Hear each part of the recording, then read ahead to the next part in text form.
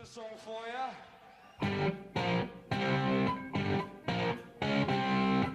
You're listening to Deep Purple Smoke on the Podcast. I will do one episode for each song the band recorded in the studio.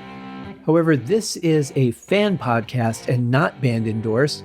It's more of a tribute to their long history, well beyond just the hits, and my way of giving something back to a band that has given so much to me. Let's dig in!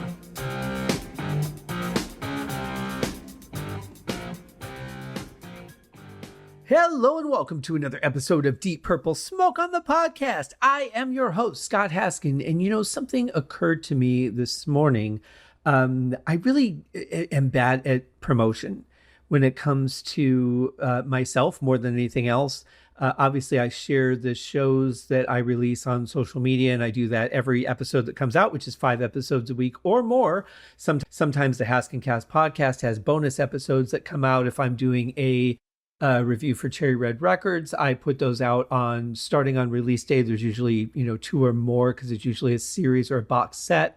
But I'm not good at promoting all the stuff I do. So there's the Haskin Cast podcast. There's my books. I have 9 books on Amazon, including the 3-part Universal Court trilogy, which is a fiction that I came up with as a short movie and turned it into a book trilogy. I also have music that I write. There's the Mental Sauna series, which is 6 albums of relaxation and chill music. Some specifically designed. One is a Christmas album. One is designed for maternity, although you can listen to that without the need to have a baby. It's all up to you. There's also 4 other albums that are non-themed as far as that goes. One of them, Mental Sauna Worlds, has a shorter playlist, but the songs are 10 minutes. So they're designed for extended for meditation and that. I also have rock albums, concept albums, horror albums, all kinds of stuff out there. Just tons of stuff. I've done some work as a film composer. I've got some of those short films and clips up on my website. I've done logos, all kinds of stuff, audio for logos, I should say, all kinds of stuff. So check out my website, www.scotthaskin.com. It is all there. I did have to take the sugar glass business down, though, for at least for now. I don't know if it's the humidity, but all of a sudden, every time I bake them, they just they come out fine, and then within half an hour, they start getting really sticky. So I don't know if it's the season. This is the first time I've lived back in the Midwest in 25 years, so I have no idea. But anyway, for now, because I don't feel it's right to charge for things that aren't that good a quality or that I can't really feel good about sending out, I have pulled those. But everything else is still available, so enjoy all those other things. And of course, there's the Haskin Cast podcast, which is where I talk about music. I interview people. I talk about the occasional television show, done a few episodes on Cobra Kai, some on Stranger Things, that sort of thing. But these days, it's mostly music reviews and just sharing music that I love and why I love it. All kinds of different categories and themes on that. And then the occasional interview. As I'm recording this, I'm getting ready to tape an interview tomorrow with Allison Arngrim and Dean Butler from Little House on the Prairie, which should be a lot of fun. They've both been on the show before, so I'm excited to see them again. They're really awesome people. So yeah, lots of stuff going on. The hub for everything, again, is the website, www.scotthaskin.com. And if you guys would, please take a moment. As I'm recording this, there have not been enough ratings to actually show ratings yet. And there have been no reviews on Apple Podcasts. So if you have a moment, please head over to Apple Podcasts or iTunes, or I think you could do it through your phone app, leave a star rating. And if you like, a review. It would be nice to see what people think about the show. I get, plenty of thumbs up and the occasional, I hate this song comment on YouTube. But apart from that, really appreciate you guys listening. That's the most important thing, sharing the show with other people, letting them know that it's out there, because there are so many fans of this band. And it's interesting to be doing a song by song podcast as opposed to like the Deep Purple podcast does, an album at a time or a side of an album at a time. It's interesting doing this because the number of plays per episode really varies. So it's not a matter of there are just fans of the show that listen to all the episodes, which I do feel like there are some of those, but there are people that will not listen to episodes of songs they don't like. They will listen to episodes of songs they do like. I'd like to see a little bit of the reverse of that. Of course, I don't know if that's happening. People are like, well, I really don't like that song. Let me see what it's all about. Maybe I can find something in here that I can enjoy. I don't know. I tend to be one who nitpicks podcasts sometimes. Certain ones, like podcasts that my friends do, like the Deep Purple podcast, for example, or Ultimate Catalog Clash. I will listen to every one of those shows. But with other shows, sometimes I'm just searching for, I don't know, this movie popped into my head. Let me see if there's a podcast about it. And sometimes I'm surprised. I could pick a completely obscure movie, like a B movie that would have been on USA Up All Night. And there's like 8 podcasts about it. And I didn't think anyone else knew what that movie even was. So it's amazing what's out there. But anyway, please leave a review or rating if you are so inclined. I would appreciate that. And now on with the song. Today we're talking about the track from Stormbringer, Hold On, coming off of Holy Man, which, since I'm recording about a month ahead, I decided I was not going to record Monday shows a month ahead. I was going to do those closer to the date of release so I could include any new patrons that might pop in. I don't want to make them wait for being thanked for their donation. So thank you, patrons that exist. And this is an interesting song because I think for me, it's one of the weaker tracks on the album. It's definitely one where I could see maybe Richie starting to go, this just isn't the kind of stuff I want to be doing. And I say that because, he wanted to do rock and roll. He didn't like the bluesy stuff and the more soulful stuff. So I feel this fits into that category. So I don't think it's a big stretch to guess that.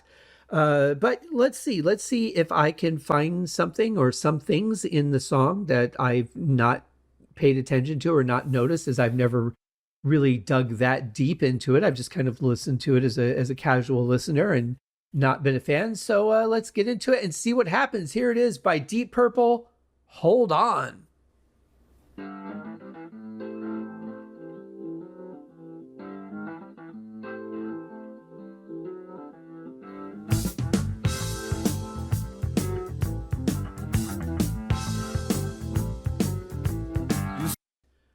Well, Roger Glover once said, well, probably more than once, but I heard him once say that it's good to have a shuffle on an album.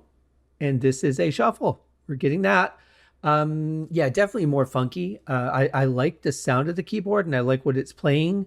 Doesn't really feel like something that really fits Deep Purple in general. I mean, obviously this is a new direction, so anything is open territory when you decide to change directions. But just as far as like, if thinking about if I'm hearing this album for the first time, what would my reaction be? And I would be like, what is this music? Because this is not what I'm used to hearing from Deep Purple. I mean, even just the sound alone, the dry snare and all that, it's very gentle. It's very bluesy. And even though that I guess you could consider them a blues-based hard rock band, this is bluesy and not hard rock. You're sweeter than the morning when the sun is shining down on me. There is nothing you can say that can make me go away, you see. But you keep saying to me, baby. Yeah, I really do dig the groove. Don't get me wrong, but it just doesn't have a hard enough edge for a hard rock band.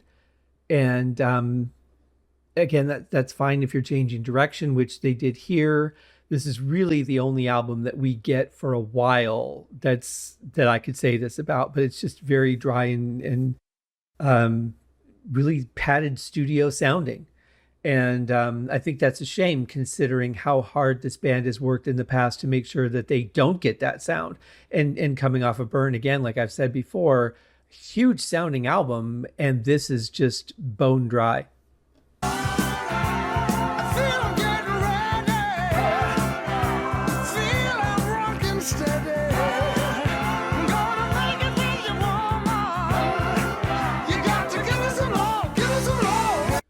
So I'm not a fan of the lyrics. Obviously it's a, hey, I'm interested in you, let's get together type song. And she's like, just hang on, we'll get there. I'll just keep stringing you along for stuff. And that's fine. But lyrically, especially the chorus lyrics are not that great. The verse isn't so bad, but you know, I feel I'm getting ready. It just, I don't know. They're very, very youthful lyrics. And I guess I look at, how young David Coverdale is here. I don't know if the band had any kind of approval process or veto process or anything like that. I mean, since the lyrics were pretty much written after the song was done musically, I don't know if anybody would have even come back and said, "Hey, I don't like what you're singing here. Could you maybe write different lyrics or whatever?" I know for Burn, we talked about on that episode that David wrote, I think, 4 different sets of lyrics. Nathan brought that up, and I'm pretty sure I've seen one of them, I want to say, but I can't remember anything about it. But yeah, I don't know if anybody could come back and say, "Hey, these lyrics are really not up to what this band is expected to put out or what we're capable of. So you're going to have to go back to the drawing board and do something else." Time crunch may have been a factor. I really don't know, because they would have already been paying for the mobile studio. So that's weird to have some downtime and then to write the vocals and then come back and, so you're recording the music, then you finish the music, then you start working on the vocals, and you're still paying for the truck while you're writing. I don't know. That's kind of weird now that I think about it.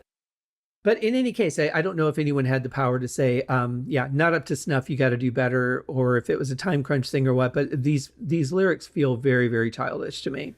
And then on top of that, in the background, we have Glenn Hughes playing the part of the Morbid Tabernacle Choir for some reason. I think this is the thing about the song I really don't like. I'm hearing a couple of layers of Glenn.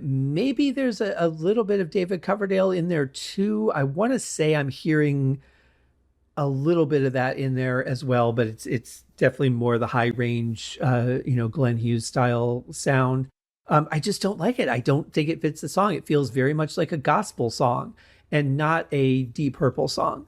I think that in the lyrics are what really set me off. Like, the groove is good. It just doesn't sound heavy. Certainly could have been made to sound heavy, but aside from that, those 2 factors are really big for me, is why I've never really been a big fan of the song. But I do like the groove.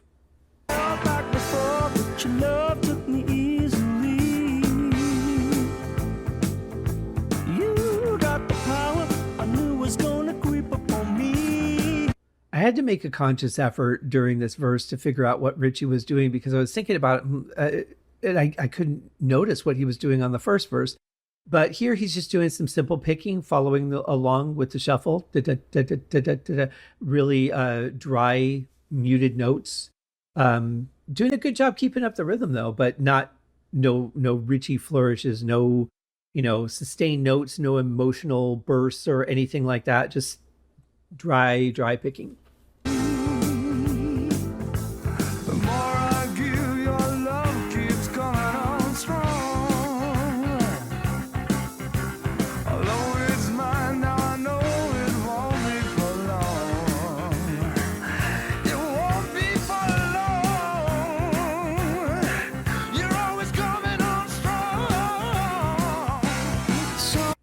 So I like this build idea here. I like the way they come out of it to go into the next part of a verse, but it's not heavy. It doesn't have a lot of power behind it. This build, the idea is good, but it sounds really weak. And when they come out of it and go back to the song, we're not really dropping down from a huge plateau that they built up. It's just kind of like, "Hey, you want to hear something? All right, here it is." It doesn't have any power behind it. I think this song had a lot of potential, but it really lacks an energy for me. And it's not the tempo, because the tempo's good. It's just the power. It lacks energy in the power. Something in the saying the woman needs a little more time. I'm getting tired of waiting for you giving me some kind of sign. Hey, yeah. I do like the energy that Glenn has here in his vocal. I think it's really good. But again, like we're coming off of Holy Man, and that was all Glenn. We're getting half of, the song is Glenn. He's doing the main focus on the backups. And I think about David Coverdale, who doesn't play an instrument, who should be the, more in the forefront. I also don't like some of Glenn's articulations. Some Canison. I don't like that style of singing. I don't think that's because of his accent. I think that's a stylistic choice. And I'm not really a fan of that so much. Just sing the song. You don't have to put it feels like he's trying to put a character into it. And I know that's not what he's doing, but that with that kind of inflection, that's what it feels like to me. And I'm just not a fan of that. Then we go right back into more Glenn with the backups again. And if we look at it from a person telling a story, and I could probably pick apart a couple of songs on this concept. But if we looking at it saying, here's me, here's this person, and here's the relationship I have with this person.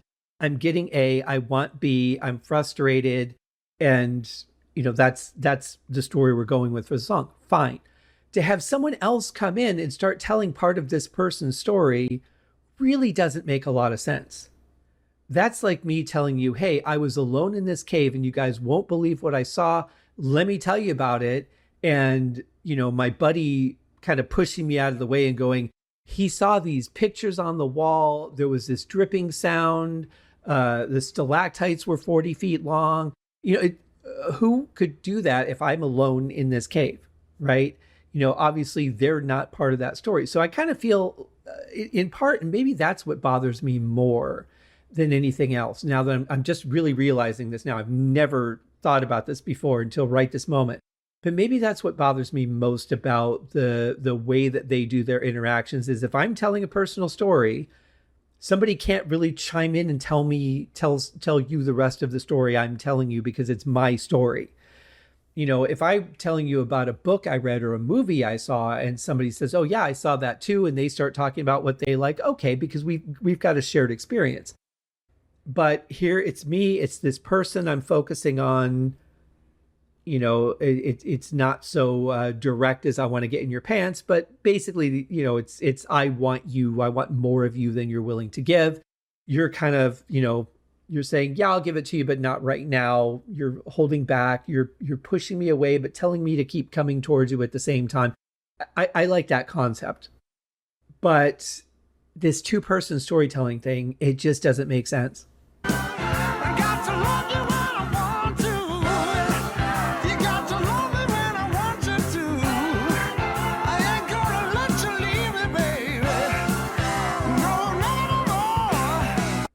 Now, I have to be fair and say I understand these lyrics were written in the 70s. I grew up in the 70s. I understand it was a different world than where we are today. So I have to take that as what it is. You have to look at the time something was written. You can't really compare it today. But what I have to say is that there are no way these lyrics would hold up today.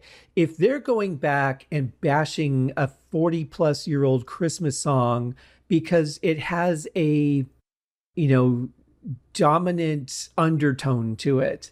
This is flat out, you're going to do what I tell you and you're going to like it. And that's the way it's going to be. And you're staying in this house when I tell you to stay in this house. Like these lyrics they were fine for then, but they do not withstand the test of time unless you consent to that kind of relationship. And there are people that do. And there's nothing wrong with that, as long as you're consenting to that. Another game you're playing, and I guess you think I'm easily led. You think the words you're saying are really going through my head. I'm gonna take you home and give you all I can. I'll prove to you, baby, that really I'm a man.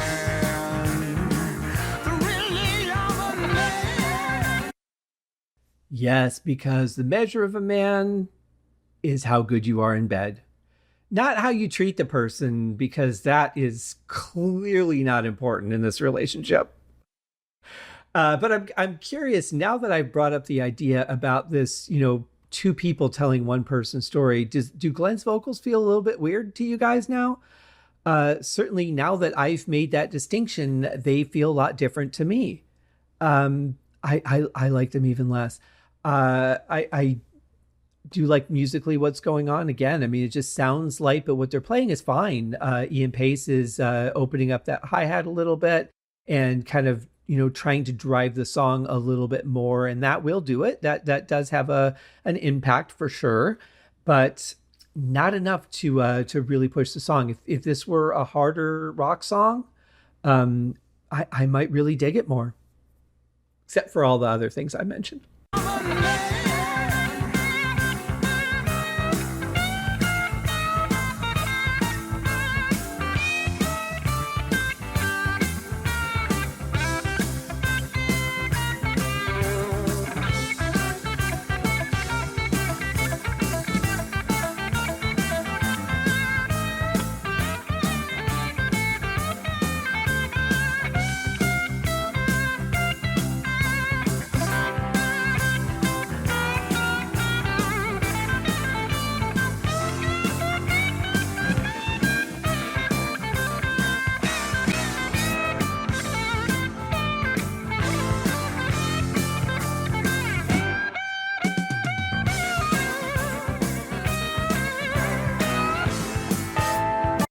So I'm saying this in part because I'm not a big fan of this song. I'm saying this in part because I'm not a big fan of the solo, one of the few of Ritchie's that I really don't like. And I'm saying this as part producer, putting that hat on. But this solo, again, it's just way too long. This song does not need to be 5 minutes. It really doesn't. This song could have been done in 2.5 minutes and, in and out. But I'm not a big fan of the solo. I feel like he's just kind of stretching to find something in the song. He hasn't really been that present in the song up to this point. He comes in to lay down a solo, and, I feel like it was very much just what he felt in the moment. And he just said, all right, there's your solo, and walked out. This solo doesn't make me feel anything. And part of that could be the song. And I certainly take that as a possibility. But overall, yeah, it's just not doing it for me. And that being said, the length of it is just even worse. But there are some cool things going on behind the solo that I really like. In the first half, there's a couple of hits that Jon Lord makes, and I don't know if it's a frequency issue, but they just sound kind of unpleasant. But they're just like 2 or 3 notes that come in. And maybe it's just the way they sound against the background, or they sound against Ritchie's note that he's on at the time, but it's just not pleasant. But I like that Jon's like constantly changing what he's playing in the background during these sections. You get a measure of this, 2 measures of that. It's really moving and really fluid. There's some really cool parts in there. But yeah, there's a weird contrast in there somewhere too. And I don't know that the solo really fits the emotion of the song for me. I'm not really sure. Maybe I'm not sure what the emotion is. And it's if I can't define it, it's going to be hard to understand what the guitar is doing to fill in that spot where the vocals are hanging back. I don't know. There's lots of stuff going on here.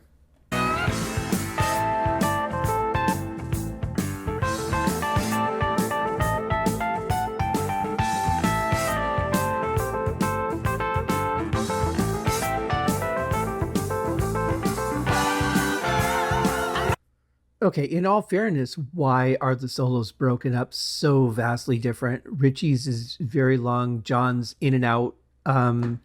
It's almost pointless to just come in for that amount of time if you're going to be following a really long solo and them saying, all right, kid, we'll give you a little piece of candy if you'll go away. Like, I don't get it. I don't get the production of the song. The arrangement is very strange.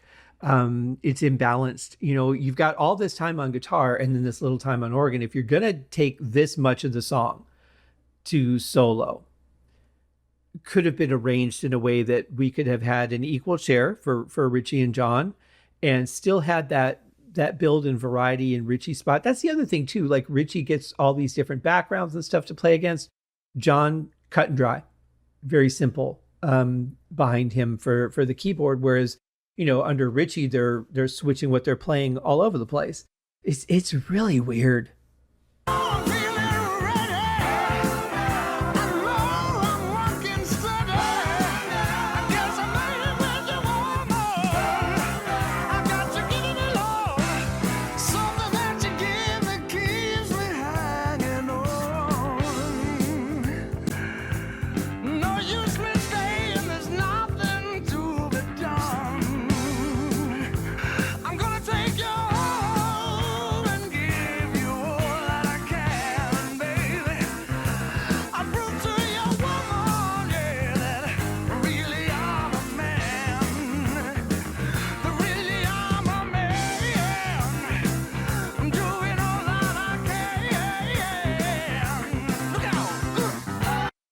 in this verse, the third one is typically where they're at their height musically, and I really don't feel like they're giving anything that's a whole lot different.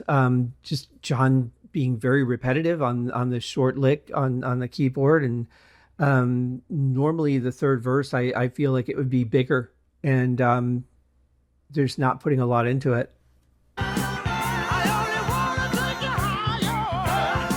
You are the root of my desire. Come on, baby, light my fire. Ooh, got to give it to you every way. Baby, baby, baby, baby. Got to find out that love is the only way. Come on, baby, come on, baby. Got to give it to you. Got to give it to you every way, every night and every day. Got to give it to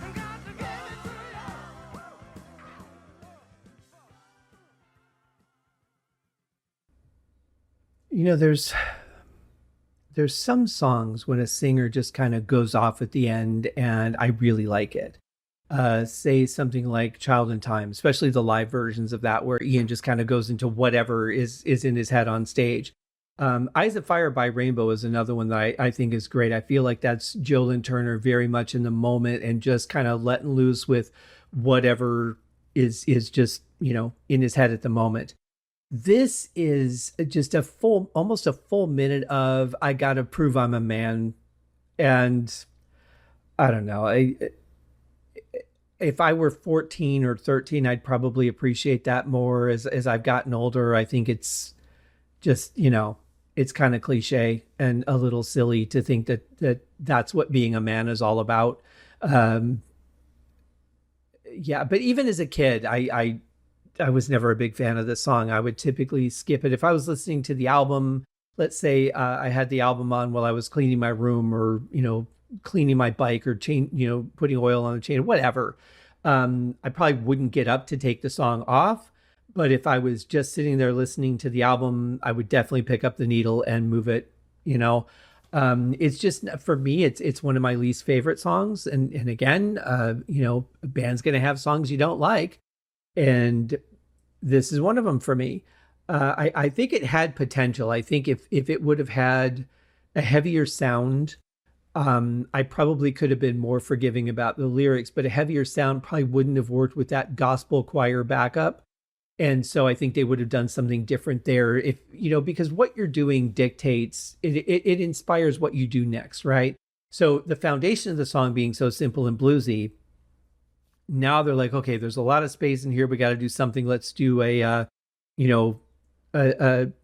what's going to sound like a group backup vocal, even though it's really mostly Glenn with maybe a little bit of David in there. At least that's what I'm getting in the mix, because it's very, very high pitch. Then, the solos are imbalanced. So there's that. There's the fact that I don't really think I don't think this is Richie's kind of song. And so to come in and do a solo on a song that you're not feeling, that's a tough challenge, to pull off something that is believable, that has feeling to it, that is enjoyable. If you're not feeling the song, it's hard to pull that off. And it seems to me, based on what we're getting from Richie during the verses, especially, like he's just plucking along. I don't really feel like he likes the song. And that's kind of where it stands. Yeah, I just don't dig this one. And that's okay. There's going to be a couple more that we're going to get throughout the course of this show where I'm like, nah, not one for me. But maybe it's one you guys love. It's certainly very possible. I don't think that you should necessarily feel the way I feel about it, but I feel the way I feel about it in this moment. That's what the show's all about. And if you like the song, if you find something in it that I'm not finding, I'd love to know what it is, because I just can't get there. And I really tried to go into these episodes, especially ones that I know it might be a little harder, like Place in Line, for example. Again, not a favorite. I tried to go in with an open mind. And when I was talking to John about it, of course, John hates the song. I just couldn't get there. I couldn't find enough in it to make me go, you know what, though? Here's something I like about it. On this one, at least, I like the groove. I like the way David's voice sounds. I will always like the way David's voice sounds. I've never heard him sing anything I didn't like the sound of his voice on. The lyrics I don't like. The backing vocals I don't like. The two people telling one person's story I don't like. Those things aside, the groove is cool. Ian Pace is playing well. He's got a couple of good fills in there. Glenn Hughes' bass-wise is great on this song. I love the riff from John, but it does get a little repetitive in the last verse. And then we just get a whole minute of "I'm going to show you I'm a man because I'm good in bed." It's cringe for me. But what about you guys? You know, it's music is such a personal experience, and so it could be a song that you heard and just clicked with the very first time. I can say I've never clicked with this song. I've never wanted to play it as a drummer. I've never wanted to perform it, rehearse it, or really even listen to it. So, but yeah, you guys feel free to chime in and tell me what you like about the song. If you don't like it, that's fine. If you do like it, what is it? What am I missing? So that will wrap up today's episode. I hope you guys have a fantastic day, and we will see you in the next episode, which, if I'm not mistaken, what day is today? Today is Tuesday, so we will see you on Thursday for Lady Double Dealer. Cheers.